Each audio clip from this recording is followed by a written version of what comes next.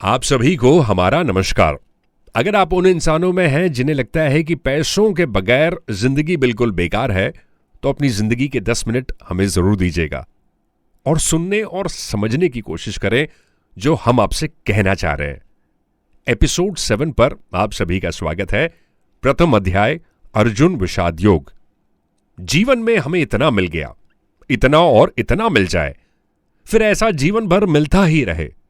ऐसे धन, जमीन, संपत्ति, मकान, आदर, प्रशंसा, पद, अधिकार आदि की तरफ बढ़ती इस वृत्ति का नाम लोभ, यानी इंग्लिश में जिसे डिजायर या ग्रीड आप कह सकते हैं।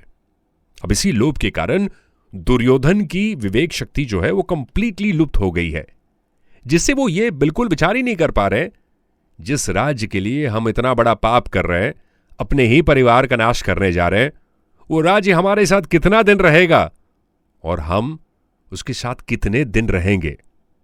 हमारे रहते हुए ये राज्य चला जाएगा तो हमारी क्या दशा होगी, और राज्य के रहते हुए हमारा शरीर चला जाएगा तो क्या दशा होगी। मनुष्य संयोग का जितना सुख लेता है, उसके वियोग का उतना ही उसे दुख होता है। तात्पर्य यह है कि लोभ के कारण इन्हें राज्य ही राज दिख रहा है, लेकिन अपने परिवार का नाश करने से कितना भयंकर पाप होगा वो इन्हें दिखाई नहीं दे रहा है। चलिए आपको मैं एक छोटी सी कहानी सुनाता हूं। किसी नगर में एक राजा रहता था। वो जनता को कष्ट दे देकर उनकी संपत्ति को लूटकर अपने खजाने में जमा किया करता था। उसे जब मालूम हुआ कि कोई महान साधु पुरुष उनके राज्य में आए हैं, तो वो उनसे मिलने गया। कुशल समाचार पूछने के बाद साधु ने राजा को उसके 100 कीमती पत्थर गिरवी रखने की विनती की। राजा ने कहा कि उन्हें पत्थर गिरवी रखने में कोई आपत्ति नहीं है, किंतु साधु उन्हें ले कब जाएंगे। साधु ने कहा कि आपके पूर्व मेरी मृत्यु होगी। मेरे मरणोपरांत इस संसार में आपकी जीवन यात्रा समाप्त होने पर जब आप मुझसे मिलेंगे, तब इन कीमती पत्थरों को मुझे दे दीजिएगा। राजा ने कहा कि आप भी कैसी बातें कर रहे हैं, भला इन पत्थरों को लेकर मैं वहां कैसे जा सकता हूं। तो फिर जनता को चूस चूस कर आप ये जो खजाने में नित्य वृद्धि किए जा रहे हैं, क्या वो सब यही छोड़ेंगे, उसे भी अपने साथ ले जाएंगे? बस साथ में मेरे इन पत्थरों को लेते आइएगा। राजा की आंखें खुल गई।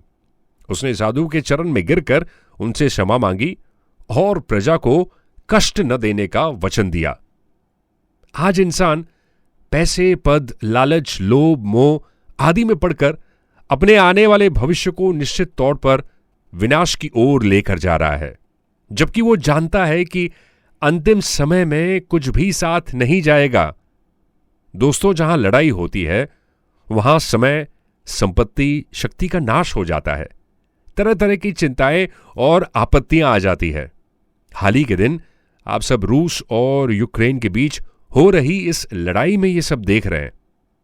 अक्सर देखा जाता है कि हमारे पास जिन वस्तुओं का अभाव होता है, उन वस्तुओं के बिना भी हमारा काम चल रहा है।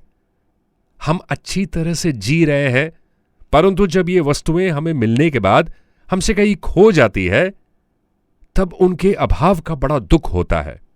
मतलब यह है कि पहले इन वस्तुओं की जो कमी हम महसूस करते थे, वो हमें इतना दुखी नहीं करते थे जितना इन वस्तुओं का अभाव हमें इन वस्तुओं को पाकर खो जाने के बाद होता है। लोभ के कारण मनुष्य इन वस्तुओं को पाने की हर संभव कोशिश करता है। विचार करें तो हमें मालूम चलेगा कि जिन वस्तुओं का अभी अभाव है, उनके मिल जाने पर भी अंत तक उनका अभाव ही रहेगा। अब हम यहां बात करते हैं। अर्जुन की दृष्टि दुर्योधन के लोभ पर तो जा रही है, परंतु जिस मुंह में जकड़कर वो बोल रहे हैं, उस तरफ उनकी दृष्टि नहीं जा रही है। वो अपने कर्तव्य को नहीं समझ पा रहे हैं। मनुष्य की दृष्टि जब जब दूसरों के दोष की तरफ जाती है, तब तब उसे अपना दोष कभी नहीं दिखता। अर्जुन को भी दुर्योधन में आधी ये दोष दिख रहे हैं और अपने में एक अच्छाई का अभिमान हो रहा है। कुलक्षय प्रणश्यन्ति कुलाधर्मा सनातनः धर्मे नष्टे कुलम कृत्स्नम् अधर्मो विभवत्युतः। महाभारत के युद्ध से एक बात तो निश्चित ही सीखने को मिलती है कि यदि किसी भी समस्या या समाधान बातचीत से नहीं होता है तो युद्ध से भी कुछ भी हासिल नहीं हो सकता है। इसका मतलब यह नहीं कि युद्ध करो और युद्ध करने के बाद उस तबाही पर आंसू बहाओ। सवाल यह उठता है कि बातचीत जब विफल होती है तब सामने वाले पक्ष में से कोई एक मूर्ख अड़ियल रूप अपनाता है और अंत में सभी उसका साथ देने को मजबूर हो जाते हैं। आप अगर इतिहास देखें तो जब भी युद्ध हुआ है तो भयंकर तबाही हुई है। हर तरफ लाशों के ढेर और गोले बारूद आपको नजर आएंगे। युद्ध में शामिल किसी भी देश ने इसकी जिम्मेदारी नहीं ली, बल्कि वो तो ये दावा करते हैं कि उन्होंने शांति व्यवस्था बनाए रखने की कोशिश की थी, लेकिन शत्रु राष्ट्र की नीतियों के कारण उन्हें जंग करना पड़ा। युद्ध हमेशा मानव समुदाय को एक बड़े गहरे संकट में डालता है। रूस के राष्ट्रपति व्लादिमीर पुतिन ने यूक्रेन पर सेना कार्रवाई का ऐलान करके एक और जंग का आगाज दे दिया है। व्लादिमीर पुतिन के इस आदेश के बाद रूस ने यूक्रेन पर ताबड़तोड़ मिसाइल हमले शुरू कर दिए हैं। इस युद्ध की वजह से हजारों लोगों के मारे जाने और बड़ी संख्या में लोगों के विस्थापित होने का एक खतरा मंडराने लगा है।